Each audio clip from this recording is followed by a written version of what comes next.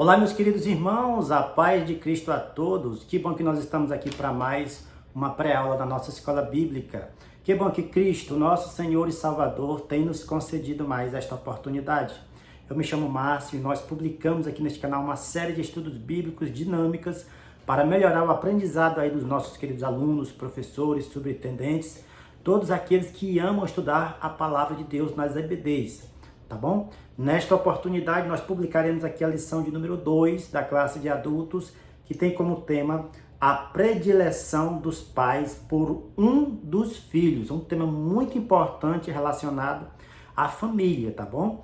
Mas antes de entrar aqui no nosso ponto, eu quero convidar a você que ainda não é inscrito, para que você possa se inscrever no canal, curtir os nossos vídeos, compartilhar e também deixar seus comentários, porque você fazendo isto, o YouTube entende que o conteúdo é importante e vai mostrar para muito mais pessoas. Nós temos 3 pontos nessa lição e apresentaremos 3 dinâmicas específicas relacionadas a cada ponto dessa lição, tá bom? O objetivo da lição é apresentar o plano de Deus para a família de Isaac e Rebeca. O número 2 é apontar a predileção dos filhos como uma das principais causas de conflito familiar. E 3, explicar os malefícios da predileção na formação e desenvolvimento físico e emocional e espiritual dos filhos, tá bom? O ponto número 1 vai tratar o seguinte: o plano de Deus para a família e sua presciência, né? O plano de Deus para a família, né? Ele conhece de antemão, né, qual é o futuro de cada família. O nosso Deus, ele é presciente, ou seja, ele conhece antecipadamente todas as coisas. E para essa dinâmica aqui, eu quero trazer para os irmãos, né, eu pedi para o professor levar para a sala de aula 2 tipos de material. O primeiro material é um pedaço de pau, um pedacinho de madeira, que nem os irmãos estão vendo aqui, ó, um pedacinho de madeira, tá bom? E o segundo material é uma folha de papel, uma folha de papel normal, tá bom? Eu vou pegar aqui a folha de papel, certo? Uma folha de papel normal. E aí o que o professor vai fazer? Ele vai fazer o seguinte: ele vai mostrar a madeira e mostrar o papel para os alunos. Ele vai perguntar se é o mesmo material, se é a mesma coisa. Aí os alunos vão dizer: não, não é a mesma coisa. Um é papel e outro é madeira. E aí o professor vai falar o seguinte: mas os irmãos sabiam que a madeira, ela é matéria-prima e é com a madeira que é fabricada o papel. O papel vem da madeira, ou seja, primeiramente veio a madeira e depois surgiu o papel. Por quê? Porque o papel, ele é derivado, ele veio da madeira. Ou seja, houve um processo de transformação até que o papel pudesse vir a existir. Mas antes, primeiramente de tudo, teve a madeira. E a madeira, os irmãos sabem, que veio das árvores, tá bom? E aí, o professor vai fazer a seguinte dinâmica, né, e a seguinte pergunta para os irmãos. Antes das promessas de alguém para alguma pessoa, ou antes da execução, do cumprimento da promessa do nosso Deus para alguém, existe um tempo determinado, existe um processo a ser seguido, existe um momento, né, uma lacuna antes que aquela promessa se cumpra. E a promessa de Deus para Jacó e Rebeca também tinha esse tempo, esse momento, né, essa lacuna, até que a promessa pudesse se cumprir. Da mesma forma, a madeira, para ela se tornar e se transformar em um papel, precisa de um processo, precisa de um tempo, precisa de um momento, né, em execução para que, né, o papel possa vir a existir. E a promessa que o nosso Deus faz comigo e com você, meu querido aluno, também precisa desse tempo. E aí o professor pode ler o seguinte texto aqui na nossa revista. A Bíblia diz, ainda no primeiro subtópico, a Bíblia diz que o patriarca orou ao Senhor para que a madre de sua esposa fosse aberta. Ou seja, Sara, Rebeca, ela era estéril, Mas Abraão, ou melhor, Jacó, ele então orou para que Deus pudesse então sarar o ventre de Sara e Sara pudesse ter um filho, conforme Gênesis capítulo 25, versículo 21. Somente 20 anos depois dessa oração, com 60 anos de idade, Isaac recebe a notícia de que Rebeca está grávida, conforme Gênesis 25, verso 26. Ou seja, apenas depois de 20 anos é que a promessa de Deus deferida, falada para Isaac, se cumpriu na vida dos dois. Ou seja, houve então um processo até que aquela promessa pudesse acontecer, incluindo também, envolvendo também a família de Isaac, que era Rebeca e os seus filhos. Tá bom? Da mesma forma que aconteceu com Abraão, a promessa aconteceu anos depois, também essa história se repete aqui na vida de Isaac e de Rebeca, também da mesma maneira. Tá bom, meus queridos irmãos? Primeira dinâmica, para os irmãos entenderem que existe um tempo determinado por Deus, que o tempo de Deus é diferente do nosso tempo, para que as promessas dele se cumpram em nossa família. Tá ok? Ponto número 2 vai tratar sobre o conflito familiar. O conflito familiar, ou seja, a predileção, o favoritismo por um dos filhos trouxe dentro da casa de Isaac e Rebeca um conflito entre os irmãos, um conflito familiar. E para este ponto aqui, o professor vai levar em consideração, vai levar para a sala de aula dois presentes, O ponto que ele vai se ter como base é o segundo subtópico, o conflito e os filhos lutavam no ventre dela. Esaú e Jacó eram dois gêmeos. Eles nasceram, praticamente quase todos no mesmo horário. Primeiro veio Esaú e depois Jacó. Jacó nasceu com a sua mão apalpada, pegada no calcanhar de Esaú. Ou seja, dando a entender que desde o ventre da sua mãe, conforme a palavra, eles já haviam ali, estavam ali lutando dentro da barriga da mãe. O seu nascimento também foi um nascimento estranho aos olhos daquele tempo, porque Jacó nasceu apalpado, agarrado no calcanhar de Esaú. Então, desde o ventre, ele já lutava. Mas o Senhor disse para Rebeca que do ventre dela nasceria duas nações, viria duas nações, tá bom? E aí, para este ponto aqui, o professor vai dizer o seguinte, vai levar o seguinte: para relacionar a predileção ou favoritismo de um filho para o outro, o professor vai levar para a sala de aula dois presentes, um bom, e um mais ou menos, tá bom? Vai escolher dois alunos, que sejam alunos que sejam bem extrovertidos, e vai entregar um presente, por exemplo. Eu trouxe aqui, só para servir de exemplo, uma caderneta, um cadernozinho que tem, um lapisinho aqui na ponta, no caderno, certo? Esse cadernozinho eu recebi de presente de uma pessoa, para me escrever, fazer as minhas anotações, tá bom? Eu fiquei muito feliz quando eu recebi esse caderno. O professor pode levar também um presente que ele recebeu, que ele ganhou, que ele ficou muito feliz para a sala de aula, para ilustrar esta dinâmica. E vai escolher alguém, vai entregar o caderno para alguém. Para outro aluno, o professor vai entregar uma caneta simples, normal, pode ser uma canetazinha dessa aqui, Bic, para outro aluno. Vai entregar mediante todos os alunos e vai posteriormente, sem aviso prévio, vai chegar e vai entregar. Digo, eu trouxe um presente para fulano de tal, aí vai entregar um presente bom. Aí eu trouxe outro presente para fulano de tal, aí o outro fulano de tal vai ficar alegre, pensando que é uma coisa boa também, ele vai entregar uma canetinha simples. E aí o que vai acontecer? Automaticamente, o que recebeu o presente mais simples, ele vai fazer vai ter algum tipo de reação, certo? O professor vai ficar atento. E aí o professor vai perguntar para o que recebeu o presente mais simples. O que ele sentiu naquele momento quando ele recebeu aquele presente. O que passou pela sua cabeça. Se o aluno for sincero, O professor vai identificar isso também, se ele está sendo sincero ou não.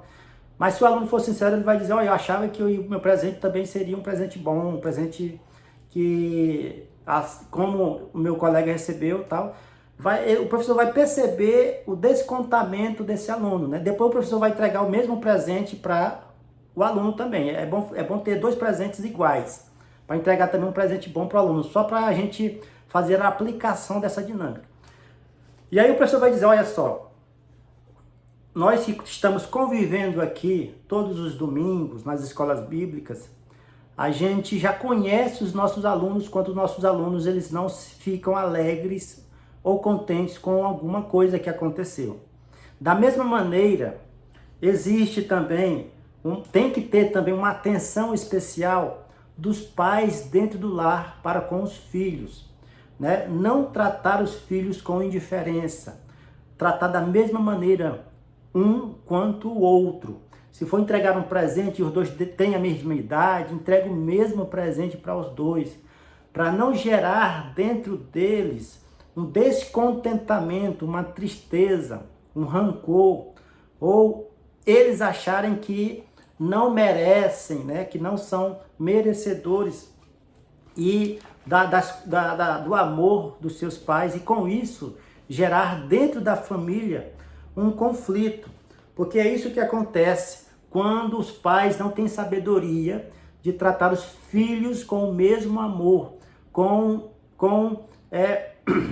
a mesma igualdade, né? Sem indiferença, porque isso gera no coração deles o sentimento que eles são amados, né? E eles não têm espaço para sentir inveja, rancor ou tristeza. E aí o professor pode ler o seguinte texto, que está escrito ainda no segundo subtópico, o terceiro subtópico, onde diz, no capítulo 27, já idoso, né, e cego, Isaac achava que logo morreria, por isso preocupava-se em abençoar Esaú com a bênção patriarcal do direito da primogenitura, alicerçados nos padrões legais do direito daquele tempo. Dedicava-se a Esaú, pois este satisfazia com prazer das caças que levava para o patriarca. Ou seja, Esaú era um caçador, né? Jacó era mais familiar, era mais caseiro, ficava mais em casa. Esaú gostava e demonstrava sua predileção, seu favoritismo, né? Jacó a Esaú, por causa que ele levava caças para o seu pai. E Jacó, né, como ele ficava mais tempo em casa, sua mãe começou a ter mais favoritismo, né? Tornou-se o filho predileto de sua mãe. Por este motivo, né, houve então este conflito, falta de sabedoria dentro do lar. Os dois não conversaram, não procuraram entender os seus filhos, para que os filhos pudessem então se entender e não serem inimigos. Trouxe consequências. Eles brigaram, né? Jacó tomou a primogenitura, que era direito, segundo a lei do Antigo Testamento, do filho mais velho, que era Esaú. Jacó toma essa primogenitura, ele foge de casa, né? Passa anos sem ver o seu irmão, e os irmãos sabem que isso trouxe sérias consequências, né? Jacó foi morar na casa do seu tio Labão, e lá também foi enganado, teve prejuízos, além de passar muitos anos intrigado com seu irmão e ter havido então divergências, né? Divergências e brigas dentro do lar, tá bom? Ponto número 3, o professor pode também levar como dinâmica, para a dinâmica número 3, e o ponto número 3, que vai tratar do tema, o problema da predileção dos filhos na família. O professor pode levar para a sala de aula um copo descartado, né? Onde está escrito aqui, ó, 7 sinais, vou colocar aqui, 7 sinais, ó, focou aqui, né? 7 sinais que acontecem dentro do lar, que os pais precisam ficar atentos, né? Esta é a aplicação dessa terceira dinâmica, 7 sinais que acontecem dentro do lar, que os pais precisam ficar atentos. E o pai vai levar para a sala de aula um copo com o nome, esse nome de 7 sinais dentro. E aí o professor pode escrever no outro papel os seguintes textos: briga, deixa eu ver aqui, briga, contendas, inveja, rancor, ira, arrogância e tristeza. Esses sinais, os pais precisam ficar atentos. Aí o professor coloca dentro do copinho e aí pergunta para os alunos se eles estão vendo o que está dentro do copo. Os alunos vão dizer que não estão vendo nada, né? Não sabem se tem alguma coisa. Por quê? Porque eles estão do lado externo, eles estão do lado de fora, né? Mas os pais que convivem com os filhos dentro do lar, eles sabem o que tem dentro do copo, né? Por quê? Porque eles convivem dentro do lar, convivem dentro da sua casa com os filhos. A mesma coisa é uma pessoa de fora que não sabe o que está no copo porque está dentro. E quem está dentro da casa, o copo pode representar até uma casa. Quem está dentro da casa sabe o que está acontecendo dentro, porque está dentro os sentimentos. E da mesma maneira é o pai, né, tendo mais atenção nos dois filhos para evitar que essas coisas aconteçam. Esses 7 sinais, quando eles estão acontecendo, esses sentimentos estão sendo se manifestando em um dos nossos filhos, é porque algo os pais estão fazendo, né, tendo um filho predileto dentro do lar e causando estas coisas: brigas, contendas, invejas, rancor, ira, arrogância e tristeza. Quando isto acontece dentro do lar, são sinais que os pais precisam estar atentos para que eles possam entender o que está acontecendo dentro do lar. E aí o professor pode ler o seguinte texto ainda, o terceiro subtópico, ainda no terceiro ponto, que diz o seguinte: o problema da predileção dos filhos. Além do conhecimento que os pais tinham acerca do conflito entre os dois filhos, faltou a Isaac, como líder da família, a habilidade e a sabedoria para contornar o embate existente. Por outro lado, Rebeca não avaliou os danos morais e espirituais nos seus filhos. Os dois erraram nessa situação. Dentro do lar, eles sabiam o que estava acontecendo, eles tinham conhecimento do embate, das brigas, né, das lutas, daquilo que acontecia entre os dois irmãos, e eles não procuraram resolver essa questão enquanto era cedo.